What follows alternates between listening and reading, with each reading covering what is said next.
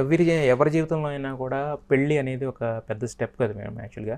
అంటే నేను నాకు తెలిసిన దాంట్లోంచి కొన్ని విషయాలు బయట చూసిన వాటిలోంచి అడుగుతున్నాను. అది తప్పైతే మీరే చెప్పండి యాక్చువల్గా.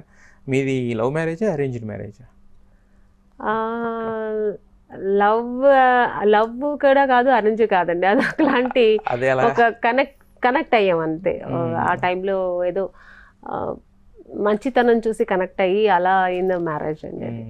అయితే దాంట్లో రాసిన దాంట్లో నేను చదివింది ఏంటంటే మీ హస్బెండ్ అప్పుడు ఇంతకుముందు హస్బెండ్ ఆయన సూసైడ్ అటెంప్ట్ చేసుకోవడంతో మీరు ఆ అప్పులు తీర్చడానికి మళ్ళీ సెకండ్ ఇన్నింగ్ స్టార్ట్ చేశారు. ఇవన్నీ ఉన్నాయి.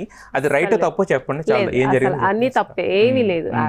తన ఏదో ప్రొఫెషనల్ సినిమా ప్రొడ్యూసర్గా ఉన్నప్పుడు తను ఏదో డిసిషన్ తీసుకుని అప్పుడు అదేం ప్రాబ్లం అంత సాల్వ్ అయ్యింది. దానివల్ల ఏం లేదు. తర్వాత ఆయన అప్పు తీర్చడానికి మళ్ళీ రియల్ ఎస్టేట్ చేసి మొత్తం అప్పులు కూడా తీర్చేస్తారు. అది ప్రాబ్లమే లేదు. అది ₹1 ₹2 కాదు కదండి. నేను సినిమాలు చేసి మళ్ళీ కోట్లు కదా. సో అప్పట్లో కోట్లు అంటే ఎంత కదా, చాలా ఎక్కువ. సో అదంతా ఆయనే చూసుకున్నారు. అంటే మీరు అక్కడ ఎందుకు వచ్చిందంటే టాపిక్, మీరు బ్రేక్ తీసుకుని మళ్ళీ కొన్నేళ్ల తర్వాత వచ్చేసరికి ఆ టాపిక్. నాకు సినిమా ప్యాషన్, నాకు సినిమా ఇష్టం అండి. ఎప్పుడు చేయాలని ఉంది. మళ్ళీ ఆపర్చునిటీ నాకు చేయాలని అప్పుడు దొరికింది కాబట్టి మళ్ళీ చేశాను. అదే అది క్లియర్ అప్పుడు నేనే బ్రేక్ తీసుకున్నా, మళ్ళీ నేనే వచ్చా. ఓకే, బ్రేక్ తీసుకోవడానికి రీజన్ అంటే కొన్ని రోజులు అంటే తనకు కూడా ఇష్టం లేదు సినిమాలో వద్దు కొన్ని రోజులు అన్నట్టుగా చెప్తే నేను సరే అని అలా డిసిషన్ తీసుకున్నాను. తర్వాత నేనే వచ్చేసాను. Not to hurt you, but కాకపోతే అంటే విడిపోయే సిచ్యువేషన్ ఎందుకు వచ్చింది? విడిపోయేది ఏం లేదండి, ఫ్రెండ్లీగా విడిపోయాం అంతే. ఎందుకు ఏం పెద్ద ప్రాబ్లమ్స్ ఏం లేదు. తను కూడా మంచి వ్యక్తి. ఇక నేను సినిమాలో వచ్చేసాను, తను బిజినెస్ లో బిజీగా ఉండే. సో అలా విడిపోవడం లేదు, ఫ్రెండ్లీగా మాట్లాడుతుంటా అన్ని చేస్తున్నా కానీ బట్ వేరుగా ఉన్నాం.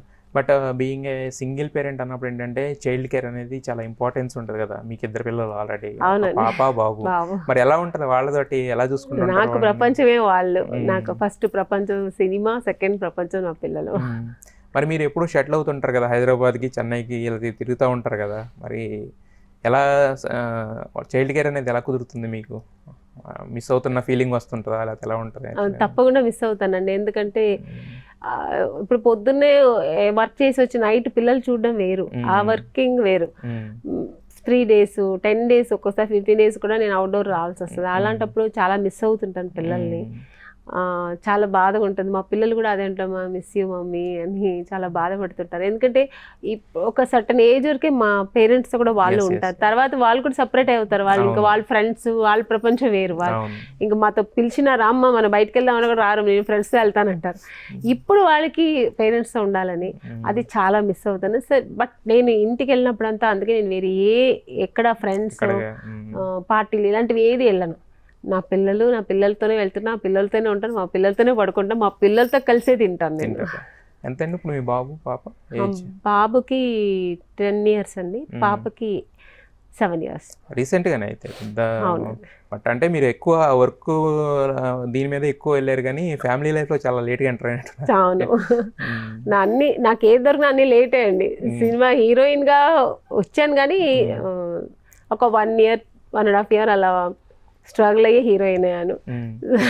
పిల్లలు కూడా అలాగే అన్ని లేట్గా దొరికినా బట్ దొరుకుతుంది. నేను అనుకున్నది సాధిస్తాను అనమాట. యాక్చువల్గా ఒక్క పాప చాలు దేవుడా అనుకున్నాను, 2 ఇచ్చేసాడు దేవుడు. అనుకోలేదు అసలు పాప ఇంకో సెకండ్ బేబీ అవుతుంది నేను అసలు లైఫ్లో అనుకోలేదు. ఒక్కటి చాలా అనుకున్నా, సెకండ్ ఇమ్మీడియట్గా అయింది. దేవుడు ఇచ్చింది ఎందుకు కాదనాలని 2 ఇద్దరు